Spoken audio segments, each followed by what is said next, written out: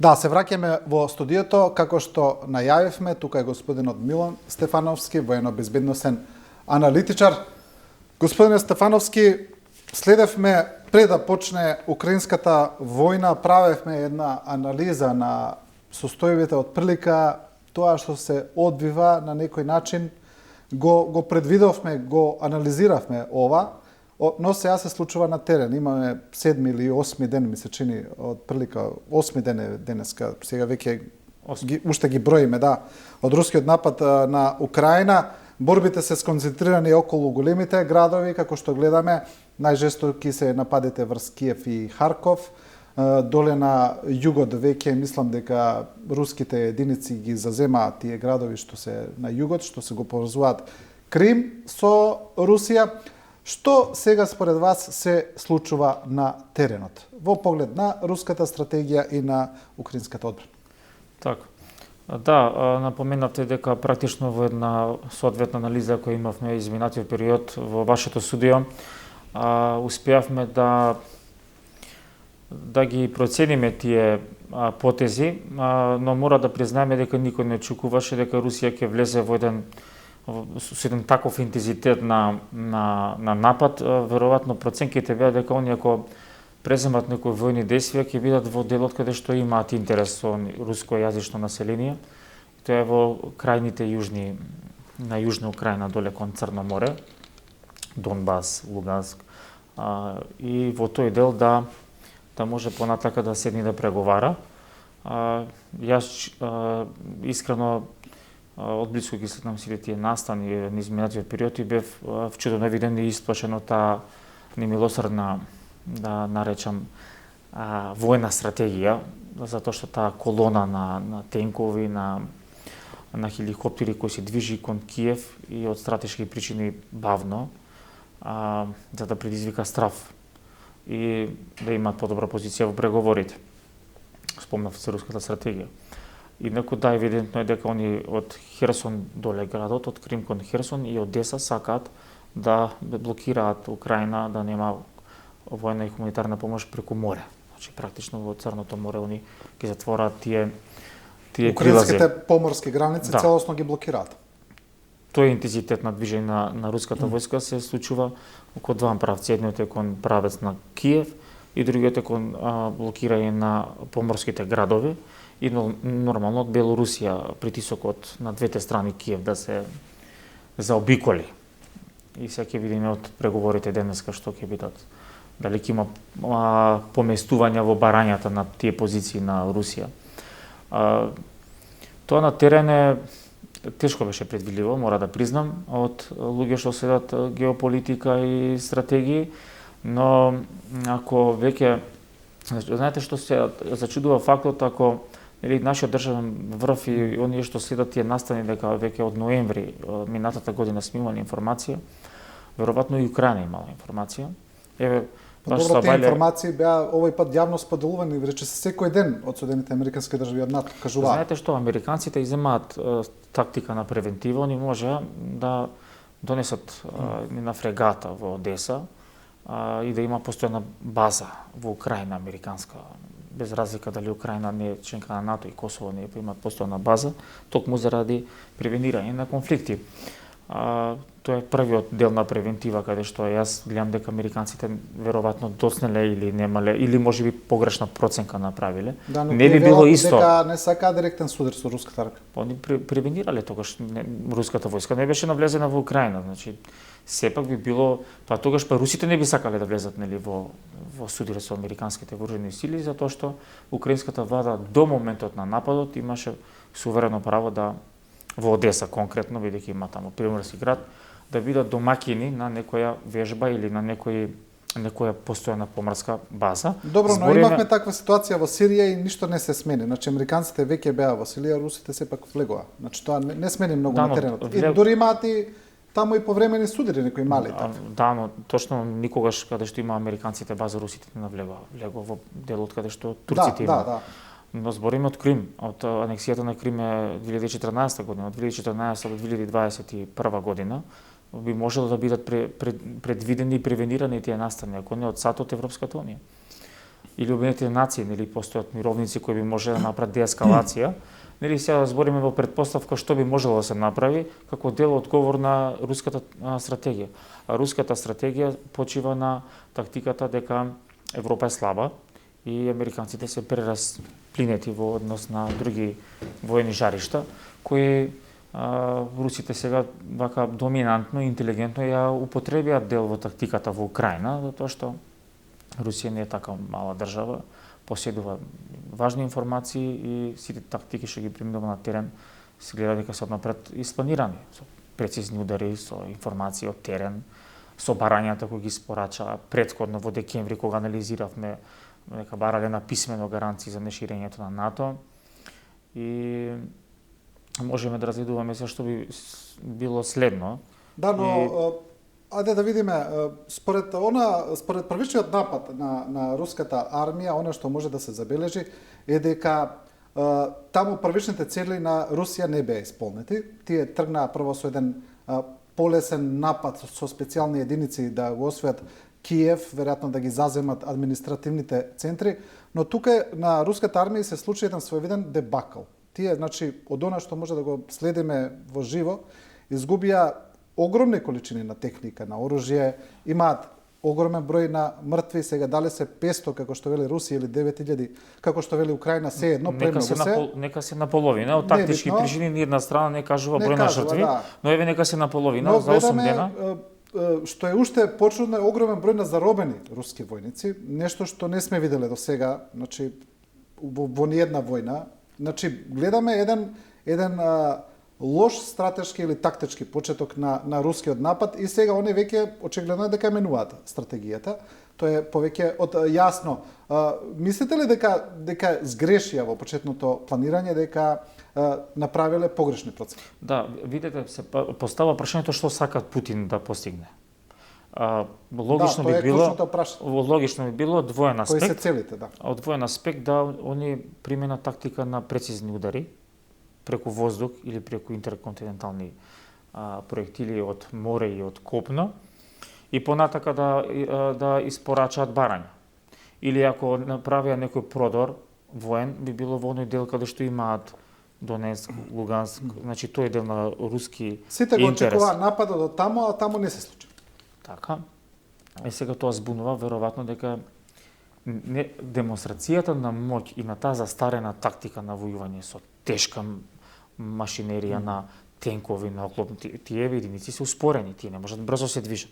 Потоа потребна е логистика на пунење на бензин, на храна и си оплатија данокот, затоа има толку многу изгубено оклопни возила, техника, затоа што се спори и се цел на напад. Украина е 44 милиони жители, армијата нивна во овој период доволно, сега не многу добро, и може многу подобро да бидат опремени, посебно од партнери сега што им даваат поддршка и оружје, бидејќи во разузнавачки информации Русија имаше сконцентрирано на границите ова што сега влезе во Украина. Ако се превенираше, затоа викам превенцијата некогаш е многу добра формула. За тие 150.000 руски војници. Да. Време се зборуваше. И тогаш можеби некои стингери или противоклопни ракети би можеле да бидат на време дадено. Не сега, не сега се доцна, да. Повторно ќе има ефект во војната, но би можеа да бидат многу порано дадени. Добро, има дадено, но очигледно недоволно, да. Да. Сега украинската армија е добро вооружена, станува збор за од 4 милиони и бегалците се околу 900.000, значи населението не напушта, спремно да се бори и веројатно русите не го предвидува тоа. Само од тие 44 милиони, мислам дека барем 10 милиони се руси. Тие се на истокот, прилик. Не се 10, околу 7 до 8 милиони 7 до 8, така. Затоа што и они пребегнаа после конфликтот во Русија, па зема државјанство, бидејќи тој е дел на конфликт, 14.000 починати имаше и разорен беа, тој е дел на економија и делот на украинската влада па не нешто многу инвестираше таму, така да не се толку, значи 7-8 милиони, 44 милиони му даја статистика околу 18%. Ема не, тоа е важно и за анализа дома, натрека нас, наративот што се користи од одредени политичари кои се проруско настроени. Замислете да имаме ние таква агенда од некои соседи, па има тука 18, па 22, затоа ги спомнам проценти. Но тие 20% на Руси и тие имаат веројатно превенирано побегнато, па е војно способно население, но поентата беше дека Украина даде жилов отпор, строг отпор, Русија веројатно не го предвиди тоа и затоа се тие загуби. И затоа тие се предавање на руските војници, затоа што притисокот на меѓународната заедница е многу силен. Украина веројатно примени тактика на партизанско војување, да ги навлечат, да продрат во урбаните средини, па да бидат цел. И тоа се случи во Харков, се случи и на други градови кај што одсекување на одредени единици се случи, значи дозволено влегување во урбаните средини на војните сили и потоа контранапад и дејствување затоа што се полесна цел во урбани средини, затоа што тоа е оклопни дивизии кои во урбани средини не така многу може да се бранат на отворен фронт или на отворени позиции, но во урбани средини тешко може да се браните со тенкови. И веројатно ја делам вашиот став дека Русија утна со стратегијата и за 8 дена, еве 500 вика Русија, 5000 вика Украина или 8000, нека е на половина, за 8 дена тоа е значително губење во Да, зачудувачки од жртвите кои ги признава Москва не зборува за заробени војници, само велат починати и повредени. Велат дека од тие 500 дека најголем дел се припадници на специјалните сили. Така барем според дури да е само специјалните единици, тоа е премногу голема бројка. Тоа е премногу, да. Да. И вирални видеа има на социјалните медиуми каде што има и предадени, односно руските војници се предале. Да, има премногу такви. Добро, како и да е, Русија сепак многу поголема земја. За 8 дена поентата ви ја сватив, за 8 дена е големи загуби. Премногу, да. Јас од анализите што ги читам вела дека некои НАТО стратези се зачудени, запрепастени од тоа што се случува. Никој не очекувал дека има тактика блицкриг. Дека тоа русите нели го најавија блицкриг, значи силен брз продор до Киев. Дури и НАТО стратезите мислеа дека Украина нема да издржи повеќе од 3-4 дена. Да. До 7 дена беше проценката дека ќе издржи Украина до Киев. Да. Но Украина не е Сирија и Украина има голема поддршка и од платеници, ако приметите, веќе има мобилизации од не, они отворено имаат меѓународна единица, мислам, не ни кријат туку. И тоа е дополнителен мотив, знаете, кога ќе дое некој од странец кој има војувалиште низ светот, има солидно искуство, па доаѓа вооружување, тоа е мотив и само ето тоа што Русија многу споро напредува е мотив и за мобилизацијата на самиот украински народ. Но како е да е, Русија е сега војува на самата своја граница, сепак тука е блиско е, значи не е некаде во Сирија или некаде, многу полесно може да донесе оружје и техника и жива сила и тоа веројатно веќе го прави, носи нови свежи единици, внесува, има многу поголеми воени и човечки капацитети од Украина, тоа е нејасно, значи Русија може да ги истрпи загубите, значи 100 тенка изгубени во Украина не се премногу за Русија. Може да значат еден почетен шок, но ми се чини дека да ги изнервира, да ги сфрустрира. Да, но ми се чини дека Украина сега ќе се најде по многу силен воен притисок од Москва. Па се очекува, видете и самите говори на државниците во Украина, се дека најтешкото доаѓа и Емануел Макрон, председател на Франција, кажа дека допрва следат потешки денови за Украина. Имаат информации на терен, се очекуваат поинтензивни бомбардирања. Гледате, со се потешки калибар на артилериски орудија се гаѓаат големите градови, но да видиме денеска втората и третата рунда, бидејќи секоја војна и секој напад на крај завршува со преговори. Мислам дека и Русија и рускиот народ се свесни и не очекува па ваков силен меѓународен одговор. Тоа беше вчера артикулирано низ гласовите во Обединетите нации, каде што само 5 земји гласаа против резолуцијата и тие силни економски санкции би требало да ги одвратат, но престојат денови, а не би рекол месеци, но престојат денови и недели кои рускиот напад би бил пожесток. Но ќе има и пожесток одговор, затоа што па стига помош од модерни вооружувања од страна на партнерите, нескриено тоа го прават и тешко ќе биде оваа војна. Само да видиме која ќе биде целта. Прогнозираме дека после ова Русија ќе биде силно меѓународно изолирана и би се случило тоа што беше Германија 45-та година, да биде отфрлена од сите позиции, без разлика што ќе биде договорот со Украина, кон Русија веќе нема да биде значаен, односно можеби доверлив партнер за и следните геополитички случувања и разврски. Да, очигледно е тоа дека Русија се наоѓа под еден силен политички, економски притисок пред се, а особено притисокот се зголема и поради ова што го зборуваме, поради таа почетна сгрешена стратегија, поради преголем број на жртви и така натаму. Но од друга страна, ми се чини дека рускиот претседател Путин во моментов нема отстапница, тој нема каде. Значи, било кое повлекување сега од Украина би значило само пораз, признавање на поразот. Тој не може да застане сега. Па да, тоа е опасноста, тоа е непредвидливите чекори на еден таков профил на ментален склоп на човек кој има позиционирана огромна моќ во себе. Му излегува пресред... Не, зборуваме стратешки. Тој нема друга опција сега. Нема што, освен да продолжи да се обиде да освои што повеќе територија и така да добие подобра позиција во преговорите. Он веќе има позиција за преговорите, само колку ќе биде агресивен. Ако ќе биде премногу агресивен во нападите, ќе ги изгуби, тој ќе стекне во Украина, можеби Украина ќе стане војно неутрална, но што после со Русија. Јас мислам дека светот нема да заборави и ќе сака да превенира следен некој диктатор кој би применил вакви методи за подобра позиција. Ова треба меѓународна заедница да го казни. Затоа што постојат други клучни точки во светот каде што може да биде применета па скоро иста тактика, и ако изостане сега светот, сега многу е важно американците што ќе пристапат. Сега во Русија може да има и други крижни залишта, може во Белорусија повторно да има, нели имаше пред неколку години револуција, може во Русија да има револуција, може Казахстан.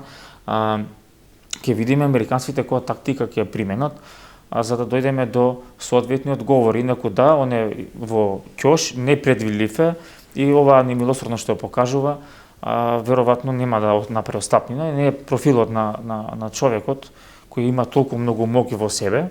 И пак кажам, он ја употребува и немоќта на другите, затоа што Европа не е толку многу моќна, после пандемија, миграции сме разговарале, енергетски кризи, он тоа го осеќа дека е моќен тоа да го направи и затоа не е предвидлив и не би направил стапнина.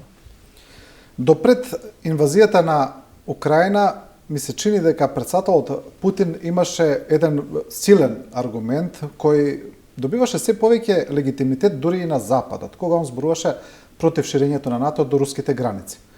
И можевме да видиме дека и западните аналитичари и мислители, Хенри Кисинџер особено се истакнува тука, кои зборуваа за тоа дека треба да се размисли околу таа тема, дека не се работите црно-бели, не се еднострани, туку дека руското барање тука на некој начин има легитимитет, иако нели државите се суверени, сами решаваат за своите интереси, сепак тоа се некои геополитички струења кои треба да се земат во предвид. Но ми се чини дека чекорот со инвазијата со Украина е еден чекор повеќе од тоа што требаше да го направи. Спротивен ефект направи. Кисинџер има напишана колумна 2014 година посветена на украинската криза и нели на идеологијата на американска надворешна политика, практично предвиди дека ако не се случат тие дипломатски вештини за решавање на оваа криза, дека ќе бидеме втурнати во војна, и практично нели сугерира за избалансирано незадоволство, Украина да биде војно неутрална, но да има дозвола демократски да се определи својот пат кон Европската унија, кон гласање на артикулирање на сите политички примеси таму што ги има мешани, да Украина да биде мост меѓу Западот и Истокот и други точки каде што он практично посочува дека Украина, ако е ова денеска што се случува, ќе биде загрозена Европа и дека светот ќе биде втурнат во војна. Тоа го кажува Кисинџер. И го нуди финскиот модел. Но што се случи се противно од сето ова што го напиша Кисинџер и оди против Путин, затоа што вие напоменувате дека во Западот, во Западна Европа, се повеќе десни партии одеа на тој бран на повеќе близко со Русија. И сега видите во Полска, ако анализирате, кој победи, во Унгарија, во Италија, Мари Ле Пен во Франција, тој растички рейтинг што имаше.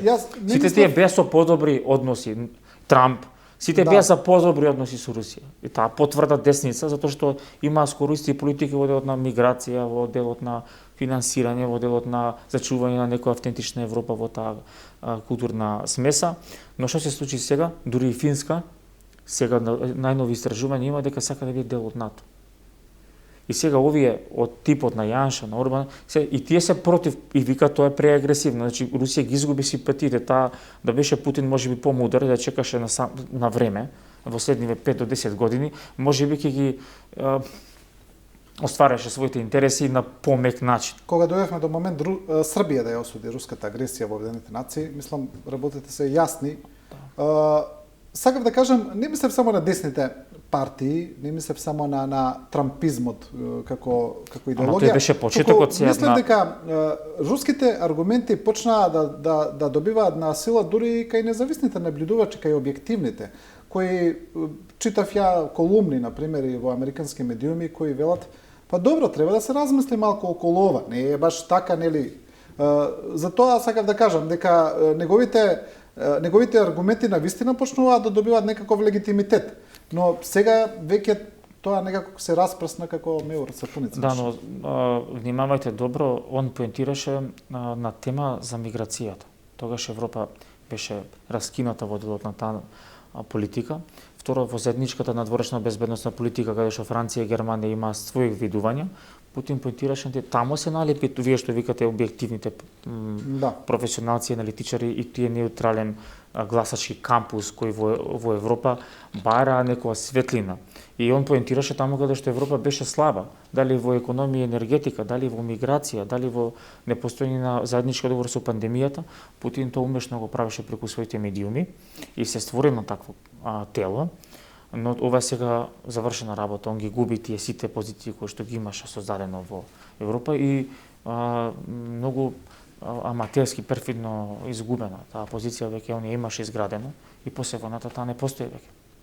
Да, и сите оние инсталации за кои се претпоставува дека се негови во Европската унија одеднаш почнуваат да го менуваат сега мислењето, притиснати од силниот бран од Запад. Од друга страна, голема прашина се дигна околу ставањето на руските нуклеарни сили за одвраќање во борбена готовност, во повисок степен на активност. Мислите ли дека може да дојде до тоа, до употреба на нуклеарно оружје? Не, тоа би било премногу. Тогаш светот ќе биде уништен, а целта на ниедна војна не е светот да биде уништен, туку да има подобри позиции.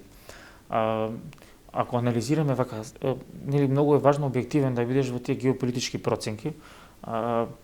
Ние можеме да анализираме дека нели Русија направила погрешен чекор или, но треба да видиме руската страна која е. Објективно, таа се плаши од ширењето на НАТО. Веројатно поседуваат разузнавачки информации. Ова е потек од војна смисла на очајник. Ова е очајен потек, да трнете и вие со толкова снага во суверена земја, голема, во срцето на Европа, на 44-45 милиони луѓе, да демонстрирате тактика на варваризам од 41-2 година и да очекувате дека ќе бидете понатака прифатен во следни некои меѓународни договори, тоа говори дека Русија веројатно и таа олигарси околу Путин или имаат осетено дека во Русија внатре младите генерации веќе бараат некои други политички движења, или пандемијата нанесе огромна штета на тој режим од економска и енергетска смисла, или информациите дека Украина ќе биде брзо примена во НАТО, или проценките дека се стиснува обрачот кон Русија, дава сигнали или релевантни анализи дека Русија ова го има направено не толку како ние што анализираме. Не можете вие да бидете толку многу варварин и аматер во ова што они го имаат направено. Предрско е сега да анализираме. Тоа се случи во Крим, може би во Грузија, ама ова се повторува со силен интензитет. Сега ништо зборуваме, или Русија е преагресивна или Европа е преслаба, тоа што тоа се има веќе случено. Но и Крим и Грузија имаа некаков поинаков контекст од ова. Грузија, да речеме, во Грузија имаше прво грузиски напад на Абхазија и Осетија, каде што имаше руски одговор, па иако е повторно влегување во друга суверена земја, имаше некаков друг контекст. Крим, таму, нели, сите се руси, па се изјаснија на референдум, повторно некакви паралели, сето тоа релативно мирно заврши, сакам да кажам, иако е инвазија на суверена земја, не е спорно. Да, но што после тоа, значи кон Русија имаше многу мека најдиректна војна агресија на суверена земја, значи со тука анализираме со тешки борби. Да, на тешки борби, да. Тука е чудовенува фактот на примени Русија такво нешто. Значи сега ние анализираме што се случило претходно, за да може да бидеш толку многу дрзок. Значи Крим после Крим имаше санкции, но тие не беа, заклучивме сите што анализираме дека тие не беа толку пресилни. Второ, кога беше после замањето на Крим, Украина, фокусот на Украина беше на напуштање или компрометирање на Минск 1 и Минск 2 договорите. Самата помош која Украина не ја разредуваме сега, зашто толку може да биде целната на руска агресија од геополитичка, географска смисла. Украина има територија која гравитира кон НАТО и кон Европска унија и тој интерес е артикулирана во Украина. Затоа Зеленски вика борбата за Украина е за борбата за слободна Европа. И он континуирано ги критикува зошто до сега не се превенирало, бидејќи нели американците се најпознати во доктрината на превенирање. Или Европа зошто не научи од искуствата со Косово, не научи со Сирија, не научи со Крим. Значи ние доаѓаме до позиции каде што можеме анализираме од повеќе аспекти зошто дошло до ова. Дали од друга страна и Зеленски направи некои големи стратешки грешки, например неговото повторување дека нема да има војна, дека нема да има инвазија, каде што ги повикуваше западните земји да престанат да го плашат народот, така велеше, иако добиваше секојдневни континуирани пораки дека руската инвазија ќе почне, дека тоа е неминовно. И од друга страна, многу се зборува за тоа дека не направил војна мобилизација во Украина на време, дека е затекнат неподготвен, дека доколку Украина на време мобилизирала, да речеме, 200.000 луѓе, дека состојбата би била поинаква.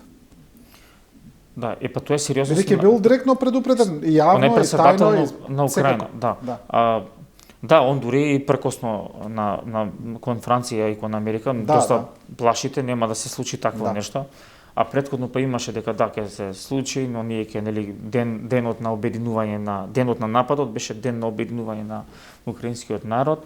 Тука може анализираме дали има погрешни разузнавачки информации, дали би можеби од тактичка природа не сакал да постои таа психолошка војна за да луѓето не бегаат, или можеби влијало на мобилизацијата. Украина имаше проблеми со војните операции кога сакаше да ги ослободи Донбас во делот на мобилизирање на украинската армија. Стануваше збор за доста тромава армија, доста коруптивна армија, претходно наследена. И на крај треба да знаеме која е целта. Значи Украина немаше воспоставено цели и повторно држам тезата дека Украина не беше соодветно поддржана во делот на низините што после Минск 1 и Минск 2, што после Крим, каде ќе се позиционира. Дали можеби Европа требаше да превенира она што Украина сега го побара за брз прием во Европска унија. Значи тука не можеме да анализираме што се случило за да дојдеме до овие соодветни заклучоци на овој руски интензитет на напад. Да. Од друга страна, како што и вие велите, ова во Украина секако ќе заврши на некакви преговори. На крај тоа се знае. Епилогот од тие преговори ќе го видиме, која ќе биде состојбата на теренот. Дали мислите дека после тоа ќе имаме една нова железна завеса на некој начин, една нова студена војна помеѓу истокот и западот? Дали после Украина работите веќе нема да бидат исти? Да, апсолутно. Значи, од геополитички аспект, ние гледаме дека европската безбедносна архитектура е нарушена. Таа не е нешто многу претходно функционираше, нели секогаш Франција и Германија позиционира идеи и визии дека Европа треба да има своја безбедносна архитектура, своја безбедносна армија, можеби од символичен карактер, можеби да ги утврди самите цели на превенирање.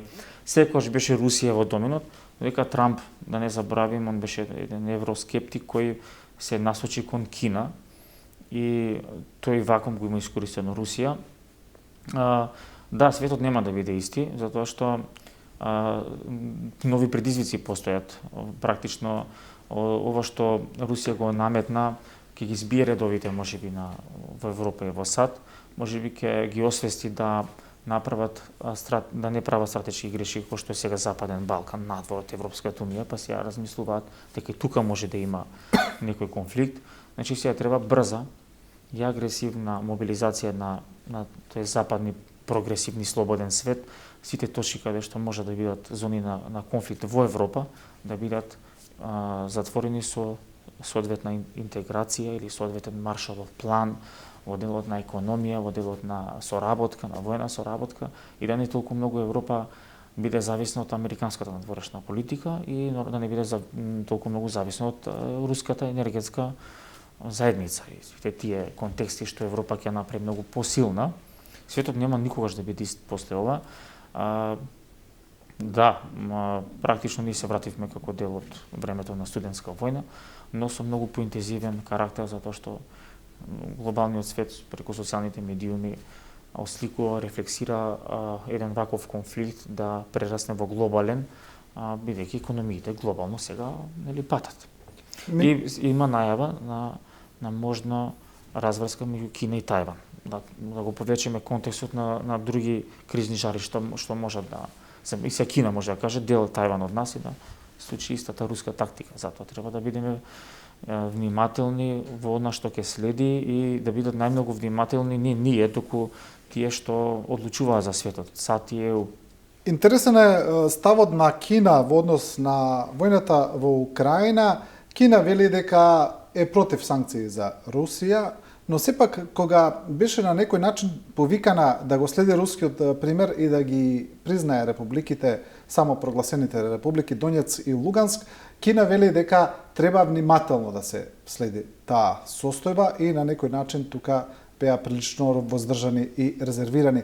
Тоа е еден интересен став на Кина. И вчера воздржано гласа во резолуцијата за Обединетите нации за судата. Да, но Кина има силни економски врски со Јапан, Австралија, со Европска унија и со Соединетите американски држави, она внимава и на своите економски интереси.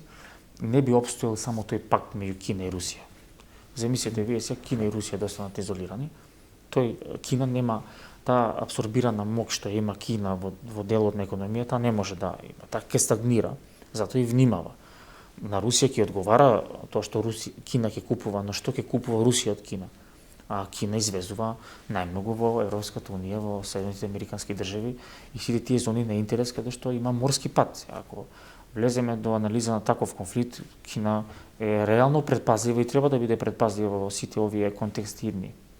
Да, пред малку министр за надворешни работи Бујар Османи, кога зборувавме за Западниот Балкан, вели дека Европската унија треба да ја увиди ситуацијата, треба да реагира брзо, особено во решавање на постоечките конфликти, меѓу кои и македонско-бугарскиот. Мислите ли дека сега на некој начин Брисел ќе се разбуди малце во однос на таа своја подзаспана заедничка безбедносна и надворешна политика, која имаше многу грешки, меѓу кои Западниот Балкан, тоа го гледаме. Мислите ли дека ова украинска криза на некој начин ќе ги забрза процесите во Брисел? Па тоа би било логичен сплет на околностите кои ќе следат. Сега Борел најавува интензивно дипломатски односи со Западен Балкан, и ги на некој начин беа изненадени од сите тие земји кои на Балканот унифицирано ја осудија Русија. На самитот на Брд имаше интересен заклучок дека геостратешки пораз ако Западен Балкан биде надвор од интересот на Европска унија и дека може да биде продор на други регионални сили. Самитот во Брдо беше лани и еве после неколку месеци што се случи реално на терен и се сите се исплашени, реално и Брисел исплашен дека на Западен Балкан можеби да биде искористена атмосферата која се креира. Единствено логично решение е сега Брисел да се разбуди од сите тие процеси кои тешко ги менеджираше. Да повториме, мигрантска криза, пандемиски пакети, растот на тврдата десница практично ја ги измести тежиштето на Брисел во унифицирана одлучувачка моќ. Значи Брисел треба да знае за стратешки работи. Американскиот претседател одлучува, рускиот претседател и кинескиот, без разлика на политичкото уредување. Ако стратешки интерес Западен Балкан да биде дел од ЕУ и ние да почнеме преговори со Албанија и Македонија, Бугарија е минорно столче има за тоа, за да одлучи, за да ги спречи тие процеси. Затоа тие стратегиски контури што треба Европската унија да ги наметне, треба да бидат унифицирани. И нешто логично и најмалку што може сега да направи Европска унија е да почне преговори со Македонија и со Албанија. Мислите дека доколку има и Црна Гора и Србија, ако сакаме и Србија да одвратиме од можна зона на руски интерес? Мислите дека доколку има доволно силен притисок од Европската унија и Соединетите американски држави врз Бугарија, дека Софија не би можела премногу да опстои на барање и на блокада? Па ако може да разрешат министр за одбрана кој изгрешил вербално неративно затоа што пропуштил да каже може би некои други позадини затоа што не бил позициониран да одговори така како што треба да одговори со ова што се случило меѓу Украина и Русија, сигурно дека би можеле да не се спротистават на САД и тврдиме дека ако контекстот е тој и е стратешки интерес на САД и ЕУ, Бугарија нема да може да несфатливо ќе биде за таква земја и тогаш може би други конекции, значи може би работат за други земји тогаш. Тогаш легитимно прашањето ќе биде во Брисел да разгледа дали Бугарија ги дели вредностите со Европска унија или со некои други земји. Да, Украина и предходно и пред да почне војната беше посочена како една од невралгичните точки заедно со Западниот Балкан или поточно да кажеме со Босна и Херцеговина, која по последно време беше означено како најризична точка за некаков можен конфликт.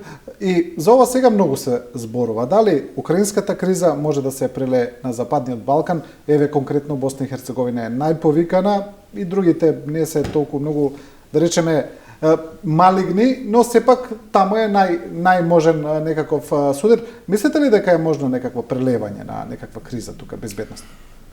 Безбедностна криза не, нели сега Алтеа мисијата ќе биде дополнета со додатни мировници. Да, 500 војници, да. Тоа е порака дека нема да се случи некој вооружен напад, но јас повеќе се плашам на рефлексијата на атмосферата која се создава помеѓу народот. На поделбата како Звезда Партизан да игра, па сега сме за прорусија и проамерикански интересите наши да гледаме, но овој регион одамна има траекторија да се движи кон САД и ЕУ, затоа што овој модел на мултикултурен и мултиетничност и на политики кои тука се реалност, ги прифаќа само таа вредност на група на Европската унија и на САД. Украина рефлектира атмосфера кај луѓето кои можеби имаат право на незадоволство во однос на спорат интеграција на Македонија, нерешавање на косовско-српското прашање, економијата во Босна, налетот на националистот Додик. Значи, делот на народот гледа зошто нема реакција од Брисел, а зошто има поентирање на одредените руски политики кои викаат вие сте оставени ни на небо, ни на земја, вие сте оставени на милост и немилост, и тоа повеќе плаши да не бидат насочени и канализирани во политички партии кои не дадат исти вредности. Тоа е поголемиот страф и превенирање отколку некој вооружен конфликт.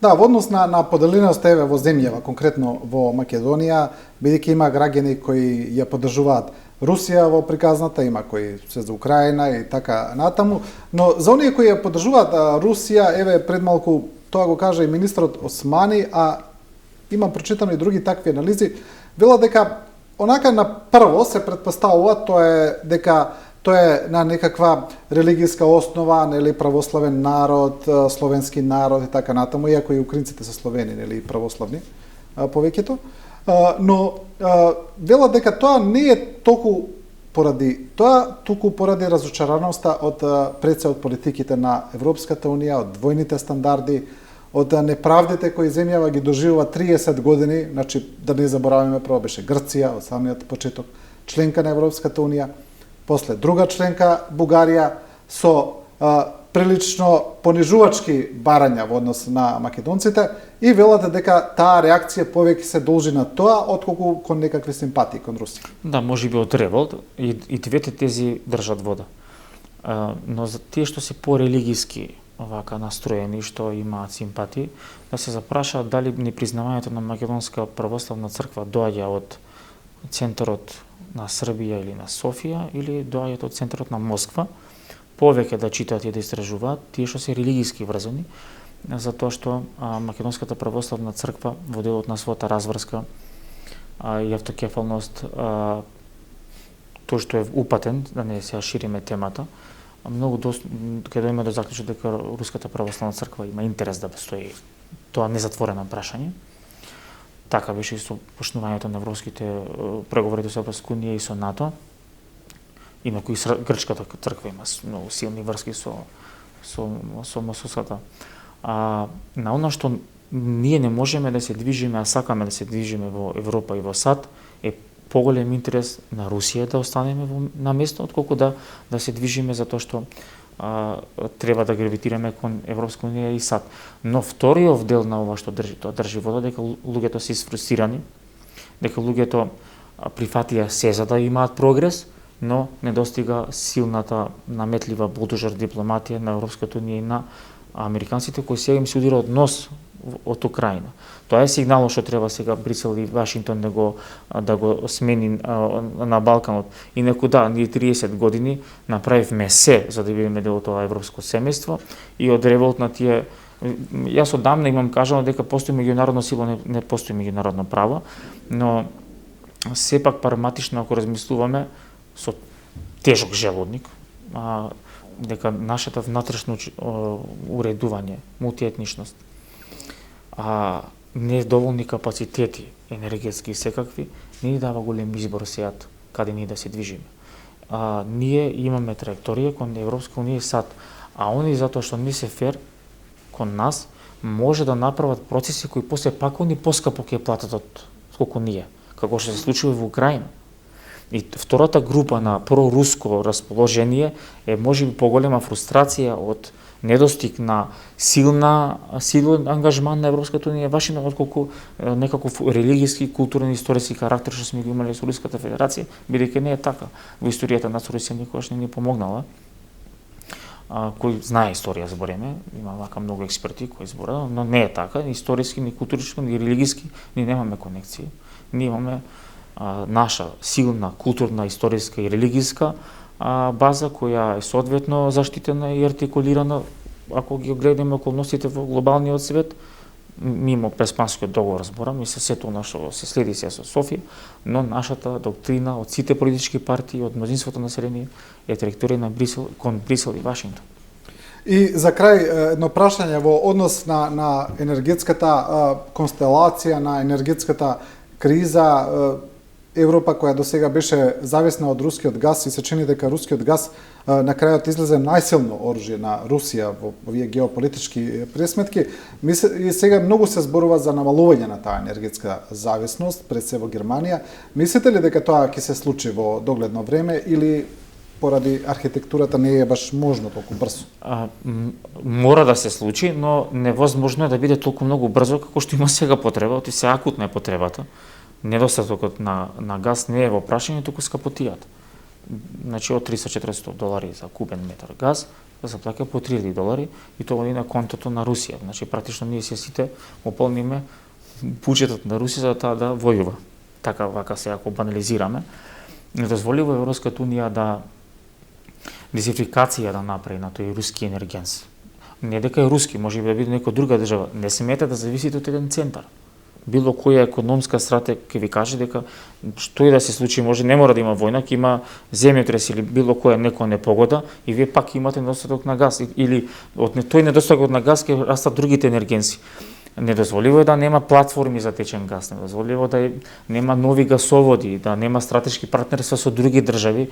Еве самиот Катар рече ни да сакаме да помогнеме, невозможно да го компензираме рускиот газ во брза, ефективна смисла. И Европа мора тоа да го направи на што поскор начин и е свесна дека тоа не може да оди брзо. А замена секогаш има. Да, господине Стефановски, ви благодарам за овој разговор. Благодарам и на вас. Тука некаде ставаме крај на темата со Украина. Во ова студио 10 се разбира дека темата ќе остане да биде присутна во текот на целиот ден во сите информативни изданија. Сега продолжуваме со господинот Адем Авзију, управител на Елем Турс за состојбата на скијачкиот центар Попова шапка.